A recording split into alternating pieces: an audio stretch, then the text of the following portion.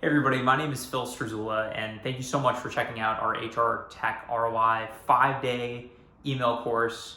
For the next 5 days, including today, you're going to get an email in your inbox with a video, an exercise, and a write-up. And at the end of this course, you are going to be able to build your own HR Tech ROI models, which is going to make you a better buyer of HR Tech. It's going to make you a better manager. And we're also going to give you a bunch of tips and tricks along the way in case you get stuck. Day one, we're starting off with the 101 stuff here. First, let's talk what is HR Tech ROI, what it is not, and why do we care about this?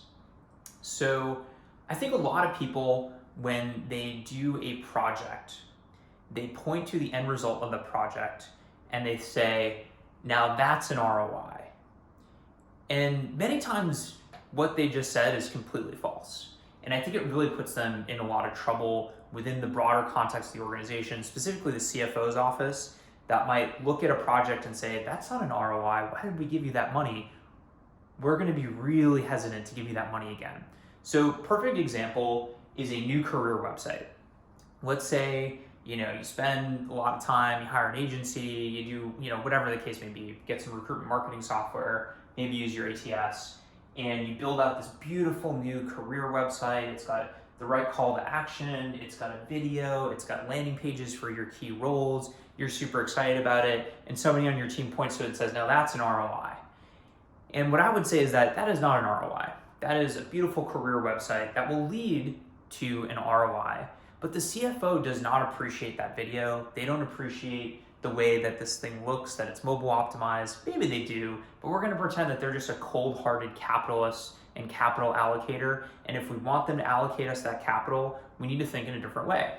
And so, while this is not an ROI calculation can be derived from this career website.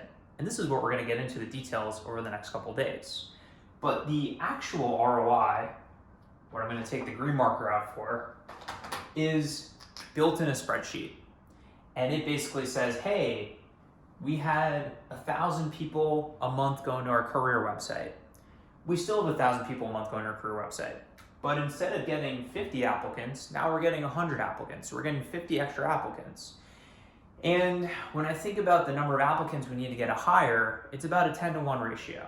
So that means that 50 extra people becomes 5 extra hires. And our cost per hire is $5,000.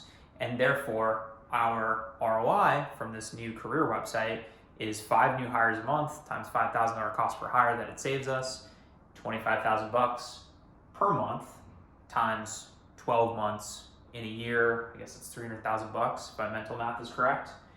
And they build out this nice little Excel model. And at the end of the Excel model, there's something with a dollar sign next to it.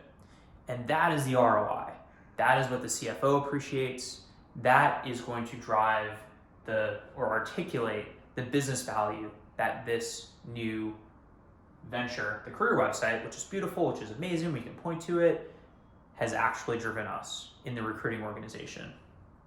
And so over the next 5 days, we're going to look at a couple of specific examples of how to calculate ROI for a given project.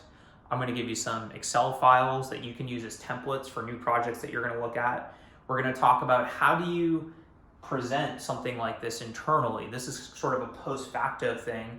What if we're going to the CFO tomorrow and we need to get a $50,000 budget or $1 million budget or a $5,000 budget, depending on your size of organization. This is relevant for any type of company out there. How do we actually take this and pitch it and talk about it so we get the money to do this thing, and then we go back 6 months later and we say, where were we wrong, where were we right? And what does that mean about us in our organization? And how do we continue to get better through this reflection? That's gonna be the next 5 days, or I guess 4 days, you're already through the first day. Stay tuned, and I can't wait to teach you everything you need to know about HR Tech ROI.